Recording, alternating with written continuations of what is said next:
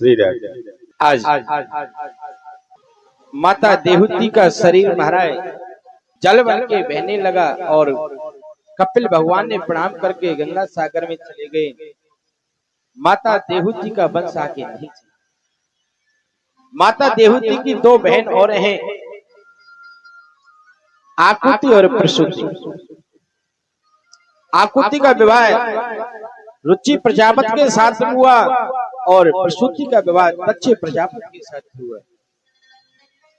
और मनु जी महाराज के 3 पुत्री हैं, आकुति, देहूती और प्रसूति। और महाराज तो पुत्र भी हैं, उत्तानपाद और प्रियव्रत और उत्तानपाद। उत्तानपाद किसे कहते हैं सज्जनों? उत्तानपाद कहते हैं जिसने अपने द्वारा श्रम करके और समाज में उच्च पद प्राप्त किया है, उसे उत्तानपाद कहते हैं।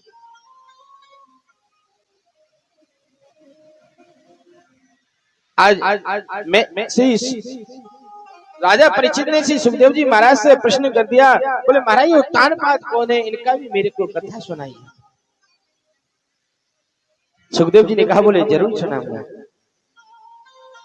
आज श्री सुखदेव जी कहते हैं, प्रियव्रतो तानपादौ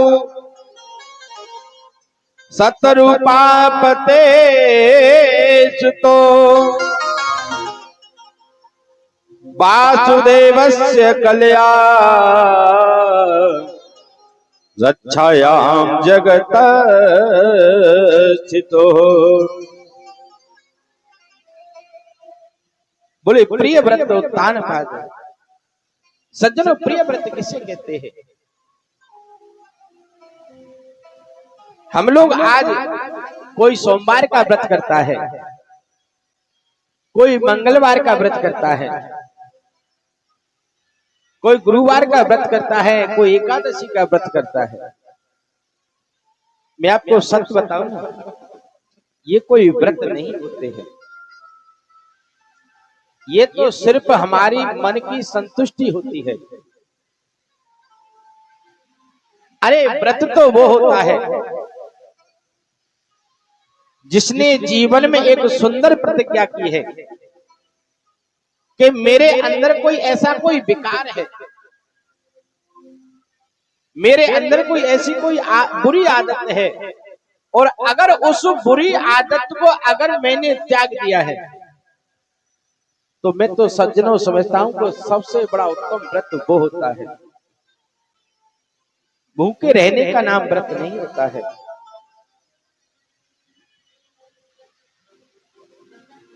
एक हमारे भगत जी हैं, अभी महाराज 3 धाम की यात्रा पे गए थे। एक बार मैं उनसे मिला, बोले महाराज बड़ा ही आनंद आया यात्रा में। मैंने बहुत अच्छी बात है सर। और पता है यात्रा में गए, बोले महाराज लेकिन एक काम में हम बहुत अच्छा करके आए हैं। मैंने कहा क्या करके आए हो प्रभु? क्योंकि उनको महाराज केला खाने का बहुत शौक था,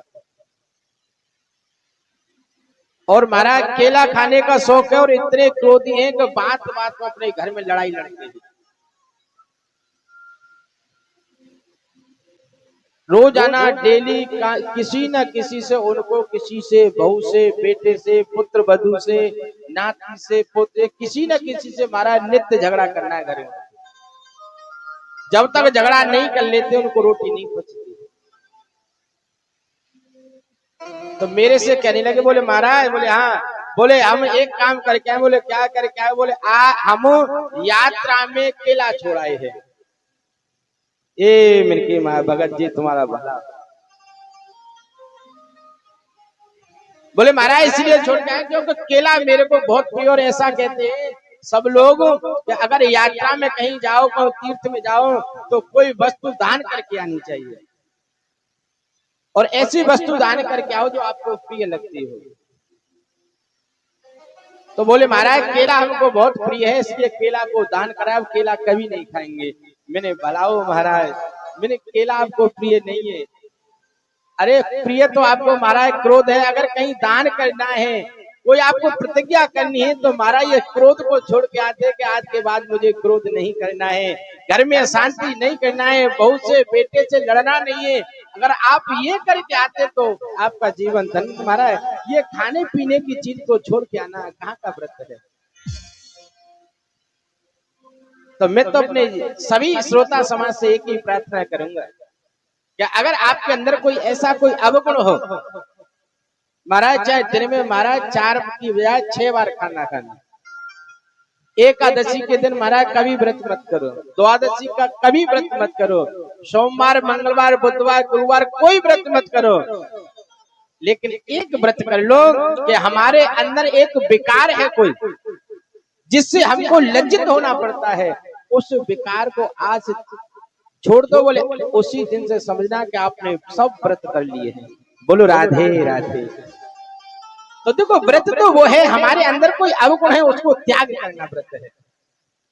अरे भूखे रहने का कोई व्रत थोड़ी है। अगर भूखे रहने से भगवान मिल जाते तो महाराज कितने लोग हैं कि जिनको सुबह से शाम तक अन्न नसीब नहीं रहता, बेचारे पड़े रहते हैं भूखे प्यासे, तो हमसे पहले भगवान उनके मिल जाते। तो प्रयास ये करें कि अगर हमारे अंदर अब कोई अवगुण है तो उस अवगुण का त्याग करें, आपका सबसे सुंदर व्रत हो जाएगा। सज्जन वो प्रिय व्रत होता है और उत्तान पाद होते हैं जिसने समाज में अपना परिश्रम करके उत्तम पद को प्राप्त किया हो, उत्तान पाद है। आज उत्तान पाद महाराज राजा हैं, उनकी पत्नी है, उस पत्नी का नाम सुनीति है। और शास्त्र ऐसा कहते हैं महाराज, न ग्रहम ग्रह मिथ्याहु गृहिणी ग्रह मुच्यते। वास्तव में सज्जन एक बात बताऊं, घर को घर नहीं कहते हैं। घर में मार्बल लग जाए तो उसे घर नहीं कहते महाराज, सुंदर टाइल सजा के उसे घर नहीं कहते महाराज। घर तो वो होता है जिस घर के अंदर सुंदर विचार करने वाली नारी रहती है। अरे उस घर के अंदर सुंदर विचारधारा वाली नारी रहती है, वही सबसे सुंदर घर होता है।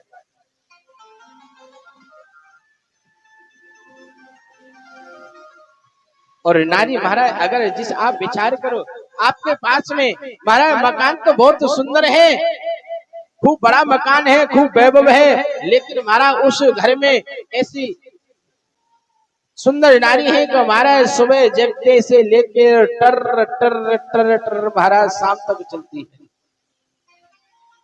और ऐसे घर से क्या फायदा है। अरे जिस घर में महाराज कहते हैं ना कि चाहे झोपड़ी हो, टूटी फूटी हो, लेकिन उसमें सुंदर आचरण करने वाली बहू होती है ना, जहाँ सास बहू में प्रेम रहता है, जिस घर में देवरानी जेठानी प्रेम से रहती हैं, जिस घर में नंद भौजाई प्रेम से रहती है महाराज, जिस घर में आंगन में बच्चे खेलते हैं महाराज, वो स्वर्ग। एक बात बताऊं आपको मैया, स्वर्ग कोई स्वर्ग और नरक वहां नहीं है, सब यहीं पर है। कोई नरक ऐसा नहीं है कि महाराज आपके कीड़े पड़े तभी नरक है। एक नरक ये भी होता है कि अगर आप घर में रहते हो, 4-5 सदस्य हो, अगर 5 भी सदस्य अगर एक जगह बैठकर खाना नहीं खा सकते हैं और महाराज आपस में बोलते चालते नहीं है, बहू इधर चल रही है, सास इधर चल रही है, पत्नी इधर चल रही है, पति इधर चल रहा है, तो सबसे बड़ा नरक वो भी होता है। बोले राधे राधे। क्योंकि सबसे बड़ा स्वर्ग हमारा घर है, जिस घर में शांति है, प्रेम है, सबसे बड़ा वो स्वर्ग होता है। आज ऐसी महाराज उत्तान पाद की पत्नी है सुनीति, बड़ी शास्त्रों की बातों पे चलती है, बड़ी सुंदर आचरण वाली है, बहुत कुशल परिवार चल रहा है। लेकिन आज क्या हुआ कि महाराज उत्तान पाद महाराज किसी कहीं भ्रमण करने के लिए गए, और वहां महाराज भ्रमण करने के लिए गए ना, तो वहां भ्रमण करते करते महाराज वहां की जो राजा की कन्या थी, उस कन्या के ऊपर इतनी सुंदर थी कुछ मोहित हो गए, और उस कन्या को महाराज गंधर्व जी से विवाह करके अपने यहाँ ले आए। आज जैसी सुरुचि घर में आई और सुरुचि ने कहा, बोले महाराज ये कौन है? बोले ये मेरी बड़ी पत्नी है, सुनीति है। आज सुरुचि ने कहा कि अगर ये इस घर में रहेगी तो मैं इस घर में नहीं रह सकती, क्योंकि महाराज एक म्यान में दो तलवार नहीं रह सकती है। बोले महाराज या तो आप इसे रखो और या आप मुझे रखो। आज पता है उत्तानपाद जी महाराज छोटी पत्नी सुरुचि के प्रति ज्यादा आकर्षण होने के बावजूद और महाराज अपनी जो महाराज सुशील पत्नी थी, शास्त्रों की विधि से चलती थी, घर में प्रेम से रहती थी, ठाकुर जी की सेवा करती थी, घर गृहस्थी को बड़ी प्रेम से चलाती थी, ऐसी पवित्र नारी सुनीति का और उत्तानपाद ने त्याग दिया है। आज पता है सुनीति घर से निकाल दी और उस समय सुनीति गर्भवती थी।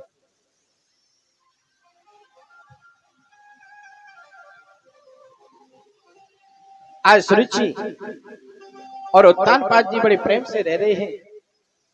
और आपको एक बात बताऊं ना, मैया जब कोई नारी जब गर्भवती होती है ना, तो उस समय उस नारी को बहुत ही समझदारी का परिचय देना चाहिए, क्योंकि ऐसा शास्त्रों का नियम है कि माँ की शकल का बच्चे के ऊपर असर नहीं पड़ता है, माँ की अकल का असर पड़ता है। अगर गर्भवती है माँ और अगर उसके जैसे विचारधारा होंगे ना, जिस हिसाब से वो सोचती होगी, जिस माहौल में रहती होगी, उसी माहौल के आचरण उस बच्चे के अंदर उत्पन्न होते हैं।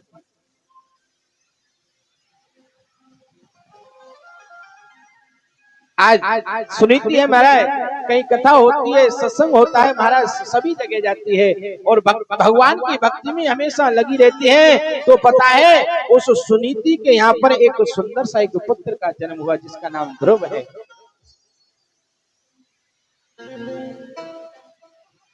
आज माता सुनीति के यहाँ ध्रुव जी का प्रादुर्भाव हो गया है। आज पता है सुनीति ने ध्रुव को बड़े ही सुंदर आचरण डाले हैं। क्यों कहते हैं ना कि माँ चाहे तो कुछ भी कर सकती है घर में। माँ चाहे तो बच्चे को मारे संत बना सकती है, माँ चाहे तो सुंदर संस्कार बना सकती है, माँ चाहे तो बच्चे के अंदर महाराज अच्छे गुण उत्पन्न कर सकती है। और अगर माँ चाहे तो पता है बेटे को चोर डाकू बना सकती है। इसलिए माँ को सुंदर संस्कार डालना चाहिए, क्योंकि ऐसा कहते हैं कि पंच वर्षाण लाले और 10 वर्षाण ताड़े, जो 16 पुत्रम मित्रम पुत्रम बदाचरे। बोली 5 वर्ष तक बच्चे का खूब लाड़ दुलार करना चाहिए, खूब प्यार करना चाहिए। और अगर 5 वर्ष के बाद जैसे बच्चा छठी में पड़े ना, तो उस समय बहुत ही समझदारी का परिचय देना चाहिए। उस बच्चे को समझाओ, अगर उद्यम करता है तो धमकाओ, और अगर आपने वहां गलती कर दी कि अगर आपने नहीं धमकाया ना, तो आगे चलकर वो आपको बहुत बड़ा दुख का कारण बन जाता है। मैं ये नहीं कहता हूं कि आप अपने बच्चों की पिटाई करो, मैं नहीं कहता, खूब प्यार करो महाराज, खूब दुलार करो, लेकिन महाराज अगर वो नहीं माने तो फिर ठोकने में भी देरी मत करो। बोलो राधे राधे। क्योंकि जब तक आप उसे भय नहीं दिखाओगे ना, तब तक वो सुधरने वाला नहीं है। और महाराज कहते हैं ना कि हरी लकड़ी को ही आप नवा सकते हो, अगर वो पक के सूख जाए ना फिर उसे आप नवा नहीं सकते हो। या तो महाराज नवेगी नहीं, और वो अगर आप जोर लगा के नवाओगे तो फिर टूटेगी। और यही कारण हमारे साथ होता है महाराज, हम अपने बच्चों को पहले से सुंदर संस्कार नहीं डाल पाते हैं, बच्चों के सामने हम सुंदर संस्कार करते नहीं है, और आगे चलकर वही बच्चे फिर हमसे अलग हो जाते हैं। क्योंकि महाराज वो पक जाते हैं और फिर वो टूट जाते हैं। इसलिए उनके अंदर बचपन से ही सुंदर संस्कार डालना चाहिए। आज ऐसे बताएं माता सुनीति जी हैं, बताएं अपने बेटे को ध्रुव जी को महाराज जैसे कोई अगर कोई संत महात्मा मिलते हैं, कोई ब्राह्मण मिलते हैं, सबसे पहले कहते हैं बोल बेटा इनको प्रणाम करो, इनके पैर छुओ, इनके पैर छुओ। और महाराज जहां भी कहीं सत्संग में जाती हैं, मंदिर जाती हैं, कहीं भी जाती हैं, साथ में लेके जाती हैं, बोले बेटा भगवान की कथा सुनो, ठाकुर जी को प्रणाम करो, ठाकुर जी को ऐसे सुंदर संस्कार डालती हैं। और अगर ऐसे हम करेंगे तो क्या हमारे बच्चे हमारे संस्कारी नहीं बनेंगे? लेकिन नहीं महाराज, आज यह हमारे से बहुत बड़ी गलती हो जाती है कि हम अपने बच्चों को महाराज जिस रास्ते पे ले जाना चाहिए उस रास्ते पे नहीं चल के महाराज दूसरे रास्ते पे वो चले जाते हैं। आज पता है, आज सुनीति महाराज के यहाँ, सुनीति माता के यहाँ कुछ संत आए, संतों की बड़ी सेवा की उन्होंने, और जब सेवा की ना तो वो संत उस सेवा से बड़े प्रसन्न हो गए और कहने लगे बोले बेटी हम आपकी सेवा से बड़े प्रसन्न हैं, आपका पुत्र बहुत ही समझदार है। बोली ये बेटी ये तपस्वी बनेगा, मनस्वी बनेगा, भगवान का बहुत बड़ा भक्त बनेगा। बेटी ये आशीर्वाद तो हम अपनी तरफ से आपको देते हैं, लेकिन आज आपको जो कुछ भी चाहिए वो आप हमसे कुछ वरदान मांग सकती हो। आज सुनीति बोले बोले महाराज मेरे को कुछ नहीं चाहिए, मेरे पास सब कुछ है, अगर आप देना ही चाहते हो तो एक आशीर्वाद दे दो कि मैं हमेशा आप जैसे संतों की हमेशा सेवा करती रहूं। आज पता है उन संतों ने कहा बोले बेटे ये तो तुमको हमेशा मिलेगा, लेकिन और भी कोई आप एक कोई सुंदर सा कोई वरदान मांग लो। हाय बताए हाथ जोड़ के निवेदन किया, बोले अगर गुरुदेव हे महाराज अगर आप अगर कोई कुछ मेरे को वरदान देना चाहते हो तो एक वरदान दे दो कि जो मेरी छोटी बहन है ना, जो मेरी सौत है सुरुचि, उसको उसके विवाह को कई महीने हो गए हैं, कई साल हो गए हैं, लेकिन उसके घर में कोई पुत्र नहीं हुआ है, कोई पुत्री नहीं हुआ है। अगर आप आशीर्वाद देना चाहते हो तो महाराज एक आशीर्वाद दे दो कि मेरी उस छोटी बहन के यहाँ भी एक पुत्र उत्पन्न हो जाए। आज पता है उन्हें संतों के नेत्र सजल हो गए। बोले वाली देवी जिस नारी के कारण तेरी जैसी पवित्र साध्वी नारी का अपमान हुआ है, घर से उसको बाहर निकाला गया है, लेकिन उसकी मंगल की कामना तुम करती हो। और यही पहचाने महाराज कोई कुछ भी कहे, लेकिन कभी भी अपने मन से दूसरे सामने वाले की कभी बुरा नहीं चाहते। और ये महाराज उसी का भाव होता है जो भगवान का भक्त होता है। और अगर महाराज दिखावटी की भक्ति होगी ना वो महाराज तो वो तो दूसरों का बुराई चाहेगा, लेकिन जो भक्त होगा ना वो कभी वो तो ये कहेगा बोले इसके कर्म इसके साथ हैं, लेकिन मैं तो भगवान से यही प्रार्थना करता हूँ कि ठाकुर जी को सद्बुद्धि दे, उसका भी शुभ हो, शुभ ही शुभ हो। ऐसी सुनीति ने कहा बोले महाराज मेरे को मेरी जो सौत है छोटी बहन है इसके यहाँ भी एक पुत्र उत्पन्न हो जाए। बोले देवी अवश्य होगा, क्योंकि आपने कहा है, लेकिन आपका पुत्र मनुष्य बनेगा, तपस्वी बनेगा, भगवान का परम लाडला भक्त बनेगा। आज महाराज समय के अनुसार सुरुचि के यहाँ पर भी महाराज एक बेटी का जन्म हुआ है, उसका नाम उत्तम रखा है। आज जब छोटे छोटे बच्चे थे ना, आज ध्रुव जी को ये तो बता दिया था सुनीति ने कि बोले बेटा तुम्हारे पिताजी ये राजा उत्तानपाद हैं। ये आज क्या हुआ कि एक बार क्या हुआ उत्तानपाद जी महाराज अपने उस छोटे बेटे को उत्तम को महाराज अपनी गोद में लेके खिला रहे थे। वहीं पे महाराज हमारे द्रौपदी खेल रहे थे। आज द्रौपदी ने जैसे ही देखा महाराज, बोले आज मेरे पिताजी मेरे छोटे भाई को खिला रहे हैं। आज हर बेटी की इच्छा होती है तो वो भी अपनी पिता की गोद में बैठे।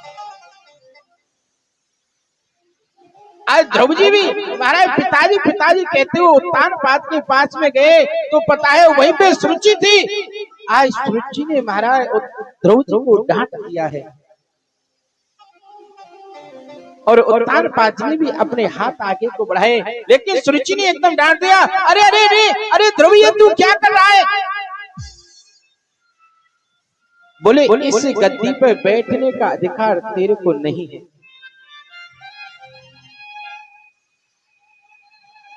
बोले इस गद्दी पे बैठने का अधिकार तुझे नहीं है। आज पता है द्रौपदी ने कहा, बोले क्यों माँ, क्या मैं इनका पुत्र नहीं? आज सुरुचि ने कहा, बोले तुम इनके पुत्र तो हो लेकिन तुम मेरे पुत्र नहीं हो। अरे इस गद्दी पे बैठने का अधिकार वही है जिसकी मैं माँ हूं। अगर आपको इस गद्दी पे बैठना है ना तो बेटा एक काम करो, बोले पहले वन में जाओ, भगवान का भजन करो, और जब भगवान का जब भजन करोगे ना तो वहां पर भगवान जब आपके प्रसन्न हो जाएं तो भगवान से एक वरदान मांगना, बोले हे प्रभु मेरे को ऐसा वर दे दो कि मैं माता सुरुचि के गर्भ में प्रवेश कर जाऊं।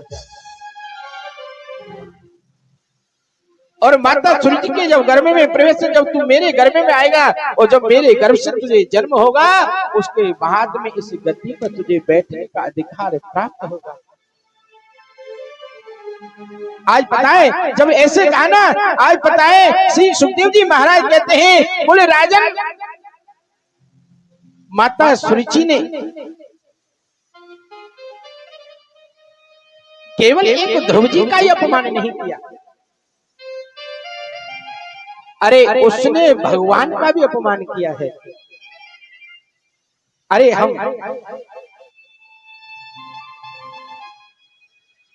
भागवत सुनते हैं, भजन करते हैं, मंदिर जाते हैं, इसलिए जाते हैं कि हे परमात्मा अब के इसी जन्म में हमारा सब भुगतान पूरा कर लेना, दोबारा हमारे को गर्भ में मत भेजना।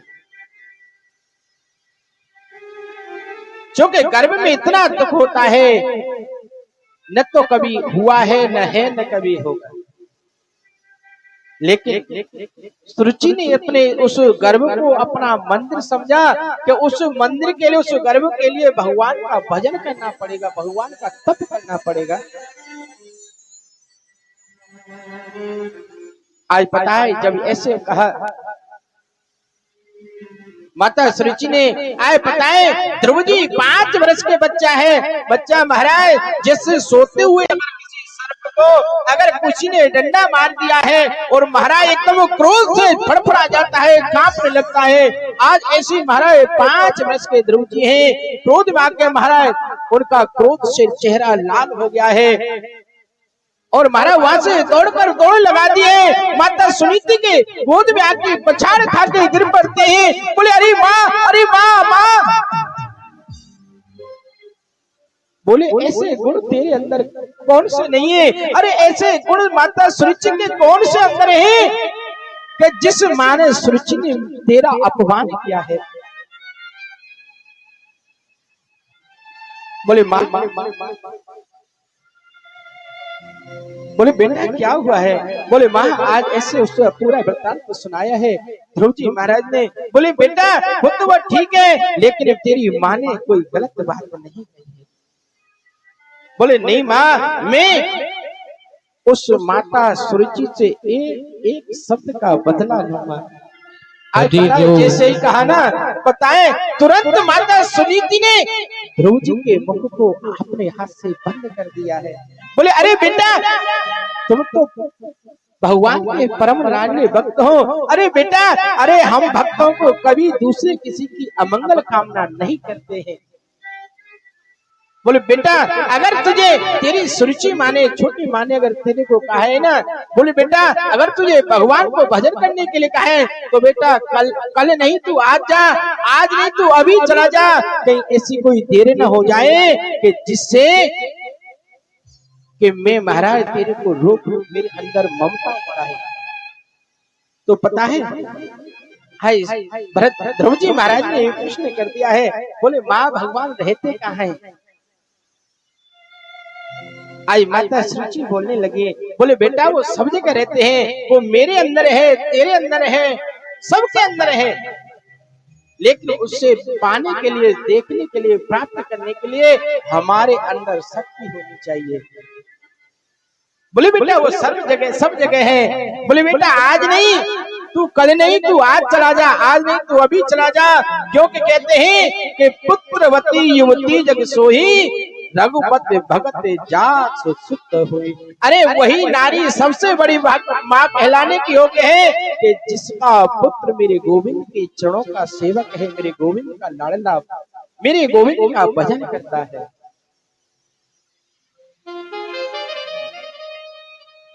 आज पता है, बोले बेटा, बोले माँ तू कहती है? बोले हाँ बेटा मैं कहती हूँ, तू बेटा चला जा। आज पता है माता सुनीति अपने मन में इस विचार के बोले बेटा जल्दी चला जा, कहीं ऐसा न हो कि मेरे अंदर अगर मातृ भाव जागृत हो गया तो मैं कहीं तेरे को रोक न लूं, कहीं मेरी आंखों में पानी आ गया तो बेटा मैं तेरे को कहीं रोक न लूं। बोले बेटा तू जल्दी जा और भगवान का भजन कर। आज पता है माता सुनीति ने बड़े अपने हृदय को महाराज कठोरता से पकड़ा है। आप विचार करो कौन सी माँ होगी जो को उसका पुत्र अगर परदेश जाए तो उसकी आंखों में आंसू नहीं। आज पता है आज ध्रुव जी है ना, माता सुनीति उसको तैयार कर रही है और बार बार अपने आंखों में आंसुओं को पी जाती है कि कहीं लाला कहीं आंसू आ गए ना तो बेटा ये आंसू कहीं तेरे को भगवान से रोकने में कहीं रोक न ले। और बड़े भाव से कह रही है, बड़े प्रेम से कह रही है।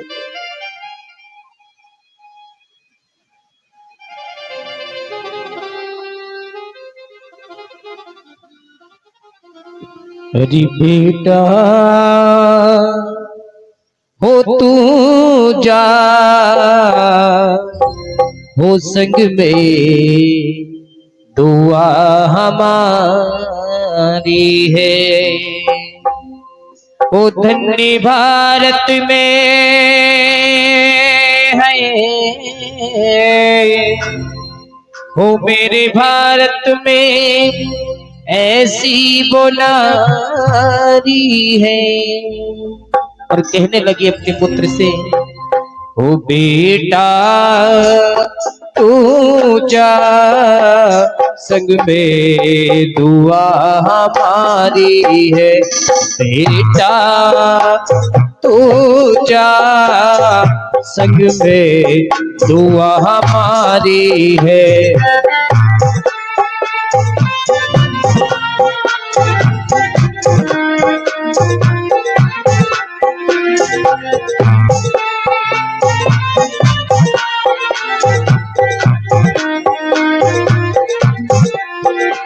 मेरे भारत में मेरे भारत में मेरे भारत में ऐसी वो नारी है। मेरे भारत में ऐसी वो नारी है।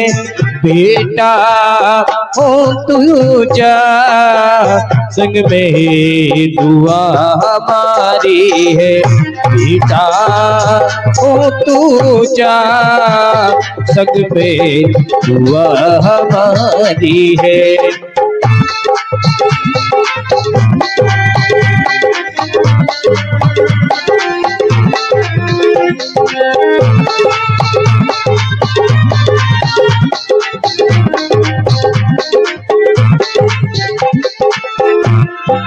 और कहने लगी, तुझको जाना है ओ प्रभु को पाना है, तुझको जाना है प्रभु को पाना है, ओ नाम मैया का ऊंचा उठाना है, नाम मैया का ऊंचा उठाना है।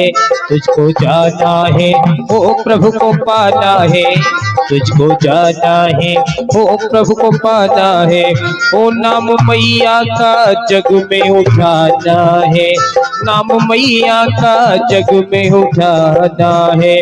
भरी न आवे हो, भरी न आवे ये अखियां हमारी है, भरी न आवे ये अखियां हमारी है। बेटा हो तू जा संग में दुआ हमारी है, बेटा हो तू जा संग में दुआ हमारी है।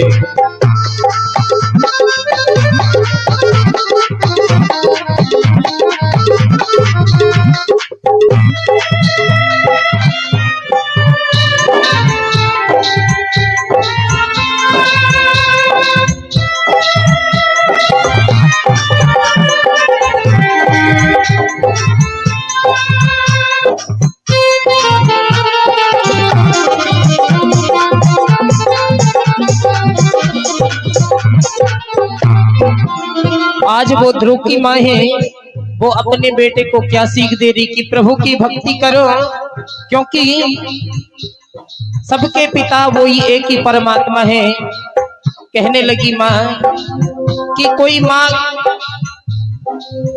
भारत में ऐसी माँ कोई हो नहीं सकती जो अपने पुत्र को वन में भेज रही है, जो भक्ति के मार्ग पर अपने पुत्र को भेजती है। आज की दुनिया बस एक ही है, हो अपने बाली कनी को सभी बुलावे, हो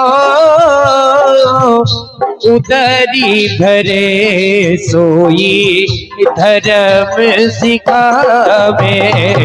राम सिया राम सिया राम जय जय राम।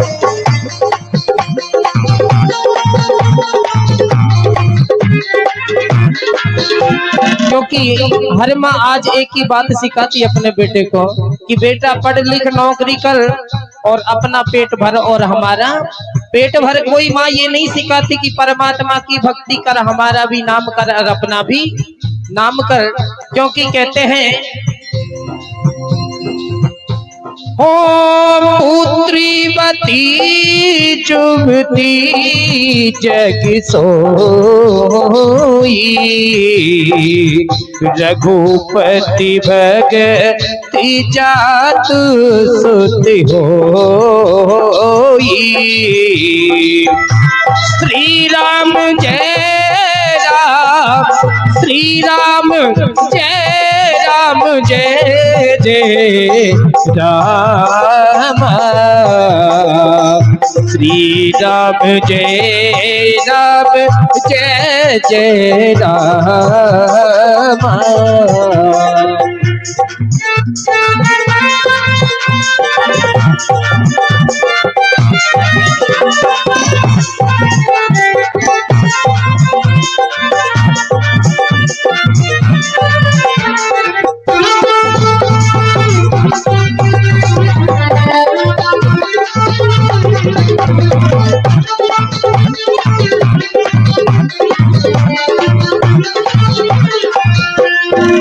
हो मेरे भारत में, हो मेरे भारत में, हो मेरे भारत में ध्रुव की महतारी है, रण भारत में ध्रुव की महतारी है। ओ बेटा हो तू जा संग में दुआ हमारी है, बेटा हो तू जा संग में दुआ हमारी है, संग में दुआ हमारी है, संग में दुआ हमारी है, हमारी है।